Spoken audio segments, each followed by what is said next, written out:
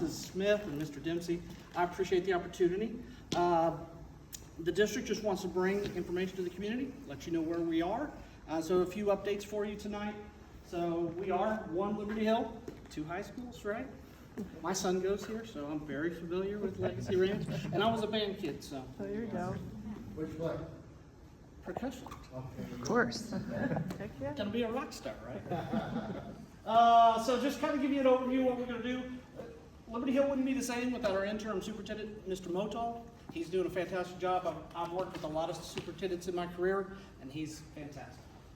And of course, no school is where it's at without a wonderful school board, and these people are wonderful. And we just added a recent one last month. Mrs. Etzkorn joined last month. She was put on the board last month, so we're very excited about them. They do a great job going to our schools, engaging with the community. They're fantastic. So our school's vision, right, is to build champions in academics, character, and community. You guys were talking about being champions at area, being champions at state, and Legacy Ranch Band has done fantastic, right? Last year, as freshmen, did amazing things, right? And we want to continue that, but we want to do that beyond just academics. We want to go character and community, and we want to empower graduates to be the best version of themselves. Here are some of the things you mentioned earlier about how the school is rated, right? So up here, you'll see Legacy Ranch High School Band was one place away from making states, right there on the board. These are things that happened in the last year. By the way, it was 4 pages long at 4-point font. So we had to kind of, to press that, here's some amazing things that we've done in the last year. Demographics. So just real briefly, if you don't know, we have 7 elementaries. We have 2 middle schools. We have 2 high schools. There is an asterisk on 2 high schools because Liberty Hill High School has 2 other programs. They have Success Academy and DAEP, as well as an 18+ program for students in special ed that have transition services into the workforce. So those exist. Last week, we were at 10,449 students. So we continue to grow. Of course, this is Liberty Hill. Purple line is 29, red line 183, blue line Ronald Reagan. Of note, the green star in black at the top, that's Lariat Trails Elementary School. That will open next August. The green star in black on the right over by Ronald Reagan, that'll be Saddleback Elementary. That will open in August of 27. Sorry, gotta get my years right. And of course, the blue star will be Legacy Ranch High School proper, which will open next August. And then the orange star in black is, of course, Legacy Ranch Middle School in this building, which will open next August as well. So, lots of growth. This is an amazing slide talking about the growth in Liberty Hill particularly. This is all of Region 13, the Austin area, right? The darker green, the more growth you've had over the last 5 years. While the whole region has grown by an average of 2-point-something%, we have grown over 101% in the last 5 years. So the growth is here and it continues. The housing starts, you can look through there. We don't have a whole lot of time today, so I'll skip that. This is where subdivisions are growing. Of course, mostly on the east side, as you guys know, you live it, right? So if it's surrounded in red, they're expanding it. I drove through Saddleback today just to see how fast they're growing that, and it's growing super fast. You'll notice almost all of it's on the east or north side. One of the most interesting things is up north of the river is, if you follow the north fork of the San Gabriel, it's all Georgetown water. So we're going to grow even more north on the 183. There's about 4,000 or 5,000 homes being planned in the next 5 years or so, northwest of 183. So the west side, you don't see a lot of growth because there's no water yet. Liberty Hill says they have water coming, and when it hits, you'll see all that green also pop up on the west side. This is kind of some demographics and when we expect campuses. I'm not going to spend a whole lot of time here, but the plan is right now to expand Burton, Rancho Siena, and Santa Rita Elementary, all to 1,000 students. By doing that, which is much more cost effective than building a school, because schools are very expensive to build, we can actually basically add another school by adding a wing to each building. And so we can do it much more cost effectively, try to stay ahead of the growth, And then you'll see Larry Trails Elementary opening in 26-27, Saddleback 27-28, Legacy Ranch Middle School in 26-27, and Legacy Ranch High School, of course, it's already open, but really in 26-27, all the way open. So, moving on to attendance boundaries. So there is an attendance boundary committee that's meeting starting this month, and we're going to talk about rezoning, because we're opening schools, so we have to talk about rezoning. That's a wonderful conversation everybody loves, right? Because people moving home, they're like, we're going to go to this school. And then growth happens, and which school are you going to? You don't really know, right? And so that's why there's a committee. The community provides the input. No one at the district wants to decide where someone's going to school. Like, it's hard. That's a hard discussion, right? So that committee is going to make it up. One of the big pieces, you'll notice Lariat Trails at the top and Saddleback on the right, they're both in the Noble attendance zone. So if you take those kids away from Noble, who's going to Noble, right? So there's some concern there. And if you know anything about the Noble area, there's not a lot of homes real close to Noble. It's not really a community school, so there's a lot of busing. That's why it goes all the way up to the north border, which they're going to go buy 3 schools if we keep it the same way. So probably not the best attendance boundary long term. The middle schools, of course, with Legacy Ranch Middle School opening, how does that get split? Who goes where? That's a great question, right? So the community gets to kind of define that. And then we're starting to plan for high school 3. I know that sounds crazy, but we have to be planning for that while you're opening middle school 3. We need to be thinking, where's high school 3 to land? And we have land up there off 183, so. All right, budgets. So there are 2 buckets of money in schools, right? There's M&O, maintenance and operations, and there's INS, interest and sinking. Basically, on the left-hand side, fuel, electricity, salaries, anything is day-to-day operations. On the right is our tangible capital assets, buildings, buses, large capital projects like roofs, HVAC, right? So those are 2 pieces of your tax rate. So one is called M&O, one is called interest and sinking. So let's talk about interest and sinking real quick. So this is bond. This is not on the election on November 4th. There is no bond on the election on November 4th, so I want to make that clear, right? But we have had bonds in the past, and we will likely need more bonds in the future to build more schools because the growth is happening. The last time we built in 2023 was a $459 million bond, and we were able to get all that. Since then, escalations have continued to creep up. And so if you see back in planning for 2018, an elementary school cost $32 million. Now it's $60 million to build an elementary school. Middle school was $50 million, now it's $90 million. High school was $145 million, now it's $500 million. And you think, that's crazy, that number cannot be real. There are 3 high schools being built in the Austin Metroplex right now.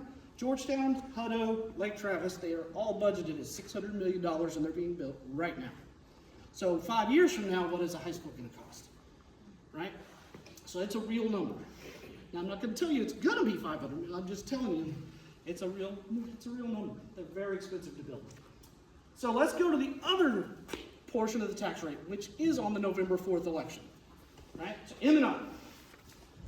Every student is a cup, according to the state.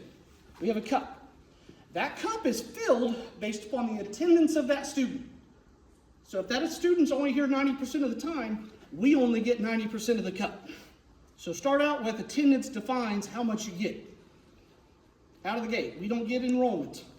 We get attendance. Then, property tax revenue local property tax revenue goes in first. Business, personal, it doesn't matter. Local property tax goes in first, then the state fills in the rest. So, hey, Costco's coming, Walmart's coming, Target's coming, we're gonna be rich. If you look on the right side, more property taxes, the state just gives us less money. The cup is the cup is the cup. The cup doesn't change size from the legislature. It is the same size cup. The only way to increase the size of the cup is the voter-approved tax ratification election, which is on the ballot on November 4th. That's the only way to increase the amount of dollars per student. It's the only way. So, what have we gone through in the last couple of years? We've had $10 billion in budget cuts and deficits. We cut $2 million in the winter last year. We cut $6 million for this budget, and we incurred a $2 million deficit. That's $10 million in budget cuts and deficits in the last 2 years. Additionally, we have a fund balance. Fund balance is kind of like a savings account. That's the cash flow because the state previously only paid us 3 times a year. So between those months, you have to make the cash go even though you're not getting paid. So you have to have what's called a fund balance. We're supposed to have 3 months of fund balance, which is approximately $25 million. Currently, our fund balance is $13 million. So eventually, at the current rates, we will run out of money. And just like home, eventually, you can't keep using that credit card. So, what have we done as a district? We've done all those cuts. You're like, well, we're not spending efficiently. I would argue that we're one of the most efficient economical institutions you'll have ever seen. Schools are amazing at what they do. Our network, because I'm the technology director, I can tell you, we're not a $100 million revenue business. We're not a business. Our network is equivalent to a $1.5 billion business. That's how big it is. That's how many users, that's how many devices. Our transportation, how many kids we transport, how many kids we feed. We're not a business. We're very, very efficient. We punch above our weight about 20 or 30 times compared to a business. We're very efficient in what we do, right? For 8 years in a row, our finance team has gotten a superior rating on all the audits, third-party audits. And a superior rating is just like in band. They go through, did you have anything at all that we could catch you on? That's their entire job, is to catch you. 8 years in a row, they haven't caught us one time. That's because it's a clean audit. We're doing what we're supposed to be doing. And then we've saved taxpayers over $26 million over the last few years, just by renegotiating debt, moving debt around, and we're trying to do our best for the taxpayers. So what's the problem? Why are we short money? Because 2019 happened, 2020 happened. You guys remember how much costs soared? It went up 21% for us. But the state gave us $55 in 2025, and that was less than 1% increase in budget. Now, you're gonna say, well, what about the $8.5 billion that the state gave to schools? Anybody thinking that? That went straight to teachers for the most part. So the state said, you have to give teachers these raises. Here's the amount you're giving them. And so it came in and went out.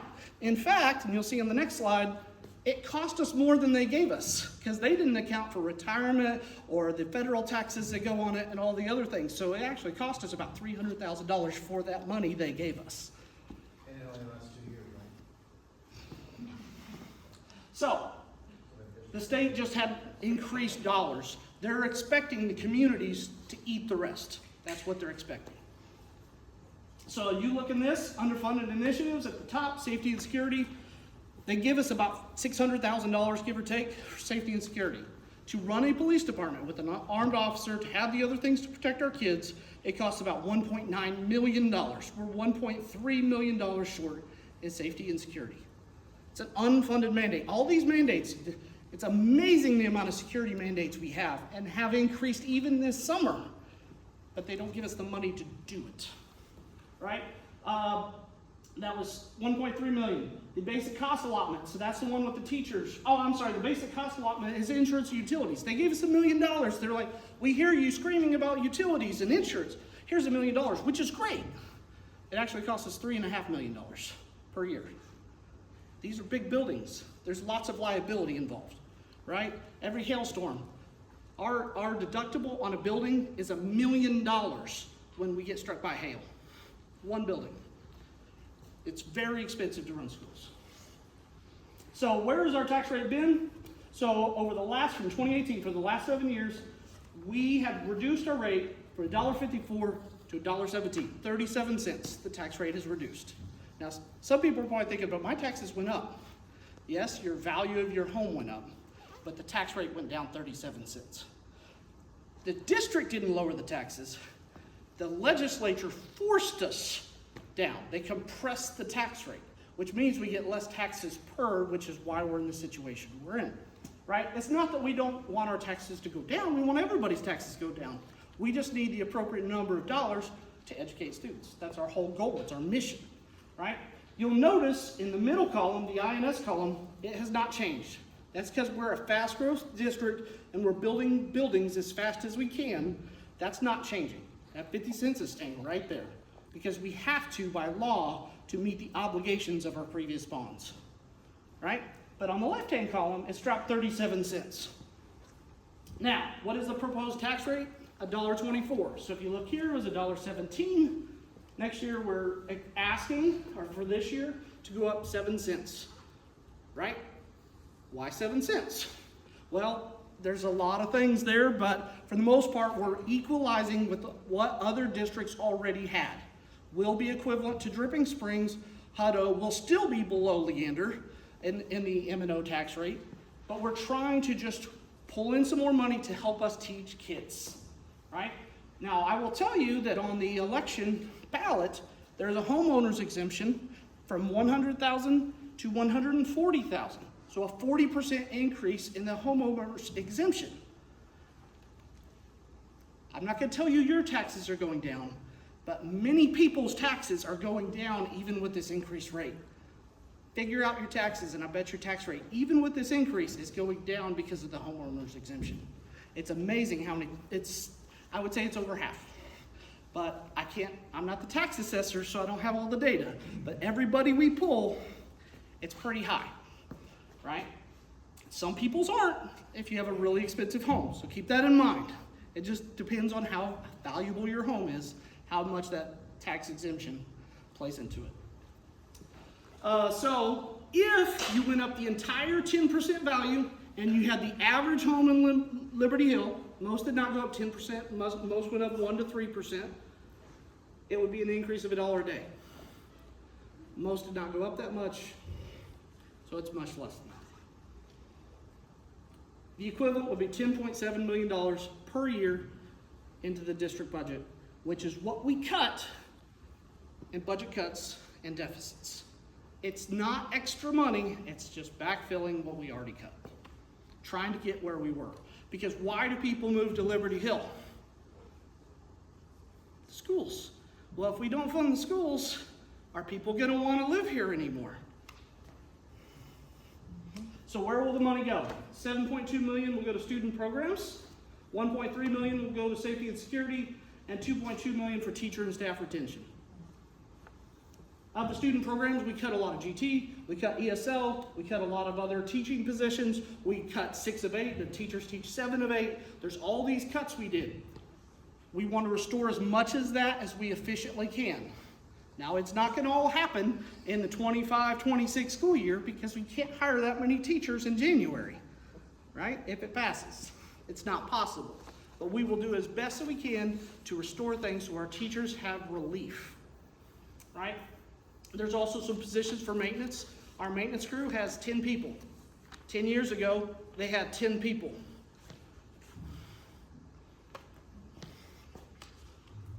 Safety and security, restoring our money so we can keep an armed officer in each of our buildings, keeping the technologies that we are legally required to have in our buildings, like Raptor and other things. And I don't want to go into too much detail because it's security related, but to keep those, we got to restore those funds. And then teacher staff retention, giving teachers a stipend for this year just to try to get them to understand we appreciate you, even if the state isn't going to fund you at the level you are worth. And then a 1% raise for all staff for this year in addition to that. If it does not pass, we're expecting $3 million in cuts for next year. Not all of this will happen. Some of this will happen. None of these are good. These are terrible. These are terrible. The last one on the list would impact this group a lot. What a lot of people refer to as pay to play. The money has to come from somewhere. And if you're cutting $3 more million out of a budget that's already had approximately $12 million in cuts over the last 3 years or something like that, where's the money going to come from? I don't know. It's not that we are saying you have to vote any way. You can vote however you want. But if it doesn't pass, we're going to have to make cuts, and they're going to be catastrophic. And that's the facts. Early voting starts Monday and goes through Halloween. The annex over by the Liberty Hill ISD Administration Building is open from 8 a.m. to 6 p.m.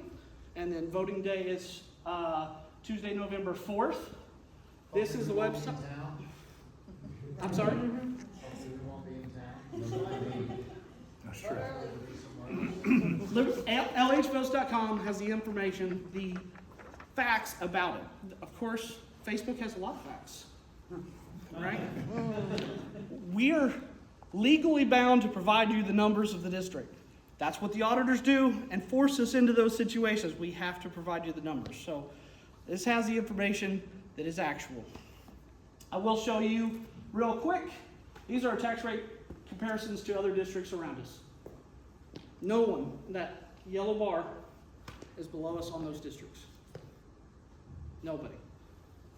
This is why we struggle, is because our tax rate for M&O is lower than they are. And if we increased it, we'd be equal to Dripping Springs. We'd be close to Hutto. We'd be close to Leander. We'd be above Georgetown, and we'd be above Round Rock. So, any questions? I'm probably over my time. Sorry, Mr. Rue. So, looking at the voting numbers last year, it was, what, about 200 votes that was the difference? I didn't mobilize parents. It seems like a no-brainer. If you got every parent to vote, it's a win. Because statistically, the folks who voted against us are the kind of folks who statistically tend to only vote in presidential elections. And that won't happen this year. So that particular voting population is not out there. It seems like we could pick up 200 votes pretty easily. Yeah, the 29 to 49 demographic votes a much lower in the non-presidential election. And that's our parent demographic. It's a fact. And so we are doing events just like this to educate people to say, please vote. Vote your conscience, vote however you want. It's your call, it's your taxes, right? But it's your schools. So you decide what you want and vote that way, but please vote one way or the other. And so if you go to LHVotes.com, there are a list of all the events we've been to and all the people we've talked to, and all the presentations are on there, the videos are on there, the interviews are on there. All the information is there that we've presented to everyone and all the events that we've had. And so we're trying to be as proactive as possible to say, here's the information, and then it's up to the community. Because it's a community school. It's not my school, it's not Mr. Rule's school, it's the parents of the community, right? It's their school. So just however you want to come out. And yes, people need to vote. It's a civic duty. So hopefully the 23 people in this room that are eligible to vote will vote. Right there. Yeah. No difference, right? Yeah, so vote your conscience, vote what you want. But these are the facts. Any other questions? Please ask questions too, because